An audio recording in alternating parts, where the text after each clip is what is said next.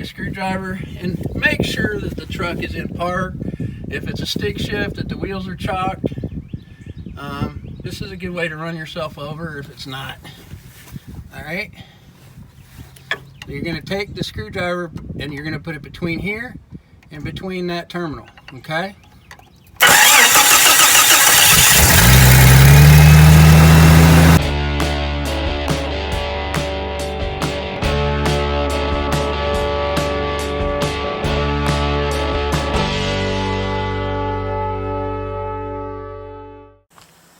Hey guys, thanks for coming back to Flippin' Nuts. I'm Bobby with Flippin' Nuts. I'm glad you could make it back for day 2 on this Jeep XJ project. Today we're going to be getting it cleaned up. We're going to be checking out the ignition switch repair and maintenance, oil change, coolant flush, whatever we can, think of that it might need. Going to try and get that transfer case reconnected and, just to, get after it. So let's go check it out. Alright guys, so here's the situation with the key on this thing. You can already tell there's something going on because this light's just staying on. So, but you can see nothing. It's an automatic, so no neutral safety, right? So if you're ever in a bind, let's just say you have to have the thing running, you go to do this, you know your battery's good, and everything's working on the truck, and you don't have a choice, you don't have time to deal with fixing it. Maybe it's a trail fix, whatever. This is how you'll start it. So make sure the key is in the on position.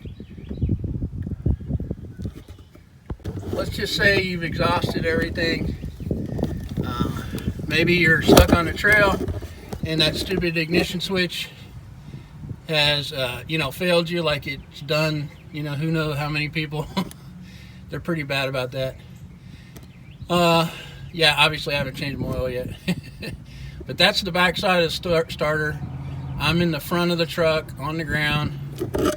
There's the left wheel, or the passenger side wheel, sorry, right wheel. Alright, so you're just going to take a screwdriver and make sure that the truck is in park. If it's a stick shift, that the wheels are chocked.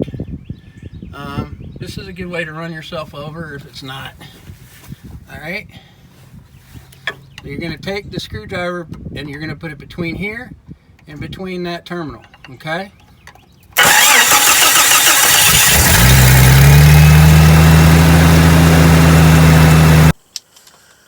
Alright, so we're going to go ahead and take this ignition off. I think you're going to need like a Torx T10, and then the security bit, I guess is what it's called. So it has a hole on the tip so that it fits. It's a tamper-proof bit. And then there's 3 bolts on this, and that's about it. I got the key in here. I don't really need the key in here.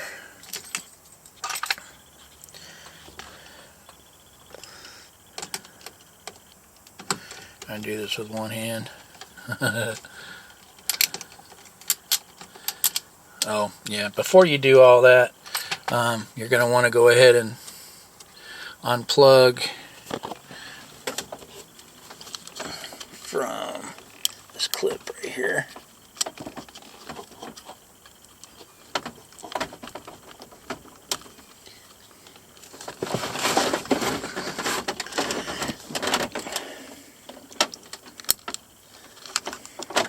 So there's 3 bolts in here, right here, right here, right here, and then it should come away right from the housing. And then once that's off, we can go ahead and take the cylinder lock out. Alright, so stand by for that. See if I can get that to focus. You're going to want to disconnect this here. It's got a tab here, and then a tab on this other side here, right here. And you just go ahead and, again, try not to break these tabs, you just disconnect it like so. So now that's off. Now I can take it over and we can get the key out. Alright, so with your ignition switch out, alright, one of the things to make sure that this key, when you're putting the new one in, is facing this direction. Basically, this key part is facing 3 o'clock. And then you have a guard on this particular one. I'm gonna take that off real quick. Alright, hang on. Alright, what I wanted to show you is this little screw.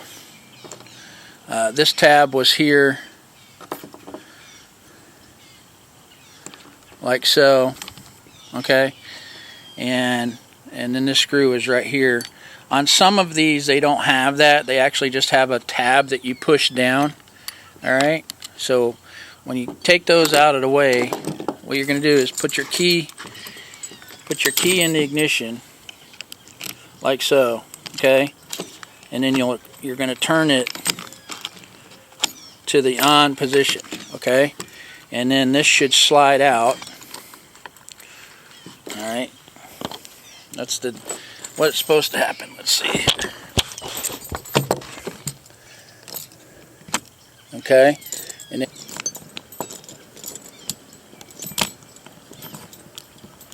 if you take this key out, it should come right out for you.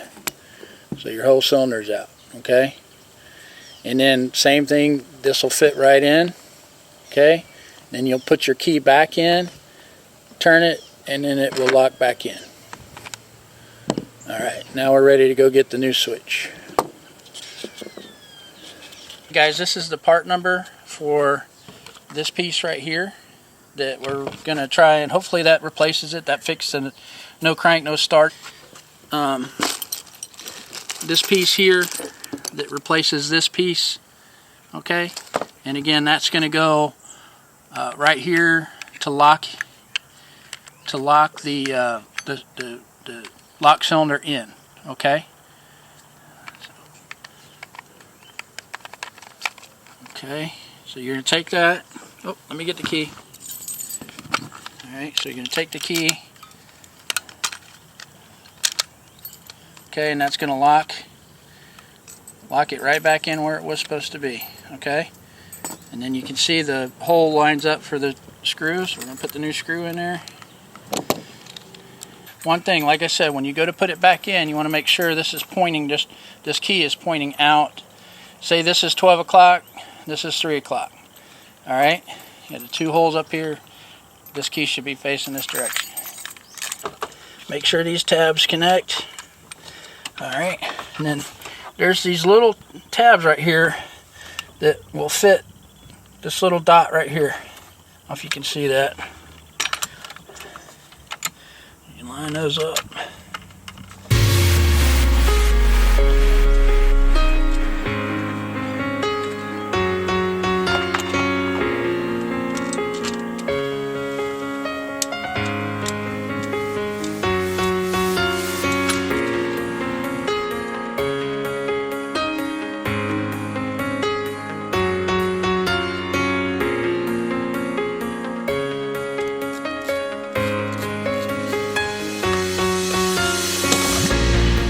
And then you're going to click this tab back in here, and fortunately the new one has a nice new tab on it, so it didn't hurt anything when that didn't lock.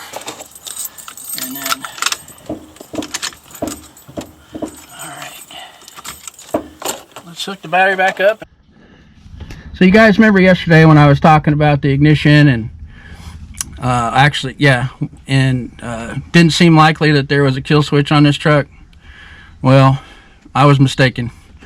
So you got to turn the key on. Voila.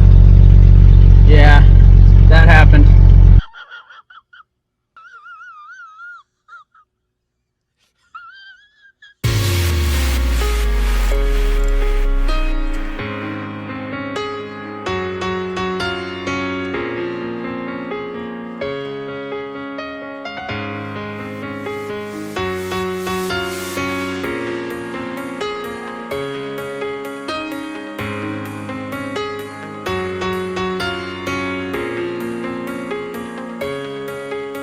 Alright, well, we're almost done with the oil there. I can barely see it's still trickling a little bit, so I'm going to give it a couple more minutes, and then we'll get started on the oil filter.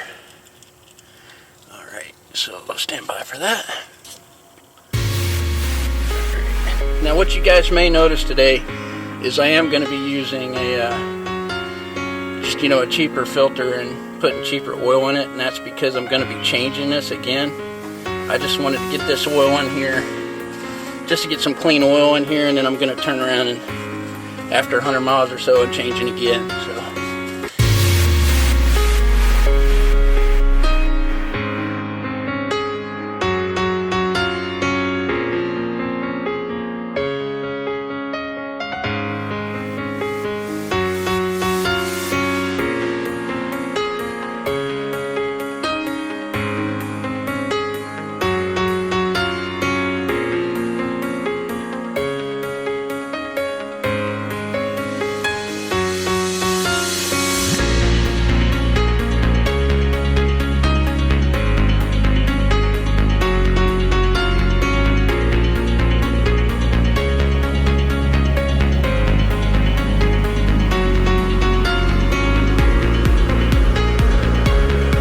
guys, this is, like I said before, I'm just using this cheap stuff.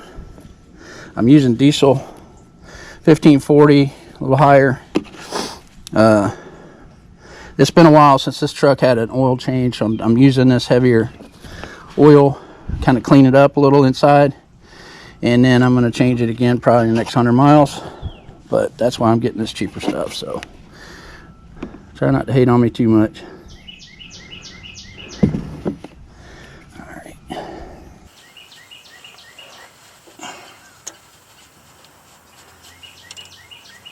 Wipe off, I'm gonna go ahead and wipe off this excess from on here. It dripped down. I don't think anything got on the starter, but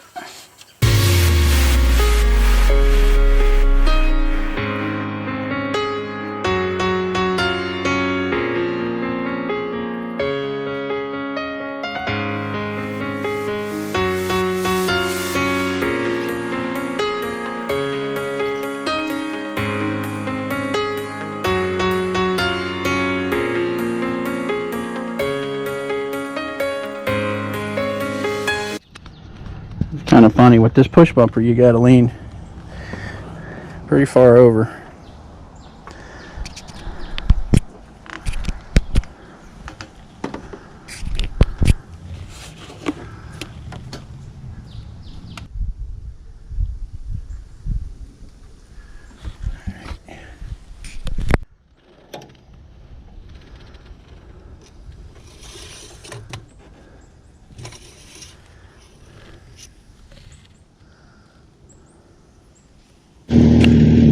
So I've got the coolant hose disconnected from the radiator into the bucket down there, and I'm going to be trying to flush this thing.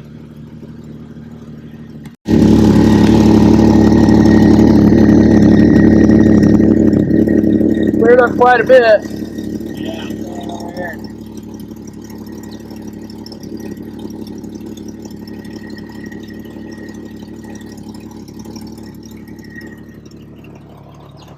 I like it much better.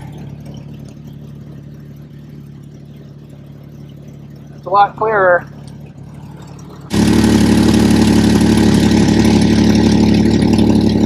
So what's coming out of the other side is a lot cleaner.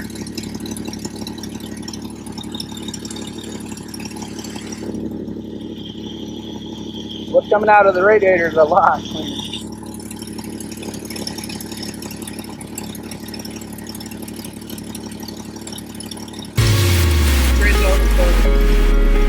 Okay.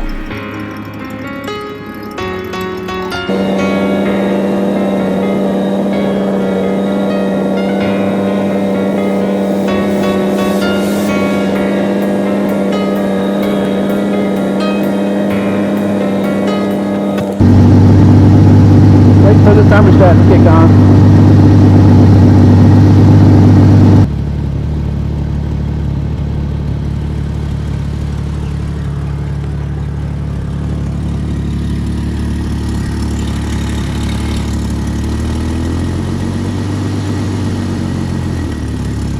think we're good. All right. Well, this is a little better. It's a little cleaner. Not much.